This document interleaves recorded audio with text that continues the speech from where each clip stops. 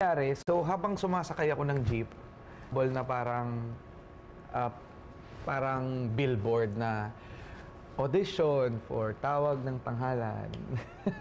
O po Manila. O, Hindi ko muna sinabi kay mama, pinaplano ko na, sabi ko, gusto ko talaga, mukhang try ko nga. Kaya isang araw, sabi ko, lakas loob ako. Sakay kami bus papuntang Alabang. Pumila kami, madaling araw. Mukhang potensya. Kasi sinungaling pa ako, kinakast ako ng parang tinatawag ako para saan ka nakita? Wala, narinig lang ako kumanta. Parang may alibay ako. Tapos nung sumali talaga ako, di na ako natuloy. Medyo ulit ng konti si Papa.